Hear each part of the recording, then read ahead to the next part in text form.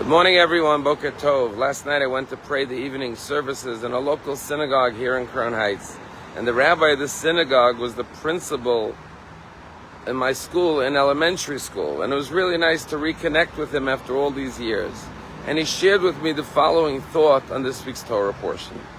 This week's Torah portion, Balak, the king of Moab, sends messengers to Bilam, the Gentile prophet, and he hires him to come and curse the Jewish people.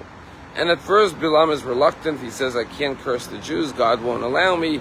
But ultimately he insists that he wants to go, and God says, fine, if you want to go, go, but only what I will place in your mouth will you be able to say.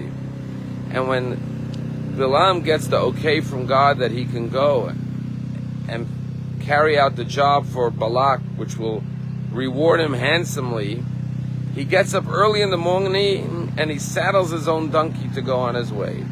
And Rashi says that the rabbis say that God said, Rasha, you wicked man, you think getting up early in the morning and saddling your own donkey with all this enthusiasm and excitement is going to help you curse the Jews? You will fail. You know why? Because the father of this nation, Abraham, already preceded you. You see, when God told Abraham to go sacrifice his son Isaac on the test of the binding of Isaac, Abraham also woke up early in the morning and saddled his own donkey and went to fulfill God's will with alacrity, with enthusiasm, with love. And therefore God's love, Abraham's love to fulfill the will of God, will counteract your evil intentions to curse the Jewish people.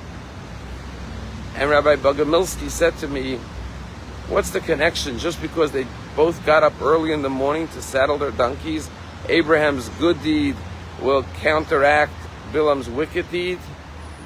And he said it goes a step further. You see, had Abraham sacrificed Isaac, that would have been the end of the Jewish nation, because Abraham and Sarah only had one child. And therefore, when God said to Abraham, don't touch the lad, do not lay a hand on him, God sent an angel to say, no, he will become a great nation. You cannot sacrifice Isaac, because your descendants will be like the stars in the heaven. God said, no, the Jewish nation will never be destroyed. And therefore you, Bilam, should have learned from Abraham. And you should have realized that I would never allow the Jewish people to be cursed or to be destroyed. But rather, you will fail. You will be ultimately defeated, because the love of Abraham will destroy the hatred of you, Bilam. And this is true in every generation, that the love of the Jewish people, their goodness, their righteousness, always defeats the evil against them. And I'm going to show you an example that just happened in our community. Rabbi Label Shmatke, one of our rabbis, took a little Torah from our synagogue this Sunday, and he traveled to Sardinia to start a synagogue for the summer there. Why? Because one of our families that lives in Palm Beach has a house in Sardinia, and they spend every summer there. But there's no synagogue there. And so they asked Rabbi Label, can you come with a Torah? We'll get all the Jews in Sardinia. We'll gather the people together. We'll open a synagogue, and we'll have Shabbat, and we'll have prayers and Kiddush and Jewish life in Sardinia for the first time. And Rabbi Label went, and God willing, this Shabbat, there'll be a beautiful Shabbat services in Sardinia. But how did this come about? Why this year? This family has been going to Sardinia every summer. And the answer is that after October 7th, this couple and their children decided that if our enemies want to destroy us, we have to become stronger. And so the family decided to start keeping Shabbat after October 7th. And ever since October 7th, they're becoming more observant, more religious, keeping kosher and putting mezuzot on their doors and keeping Shabbat and educating their children.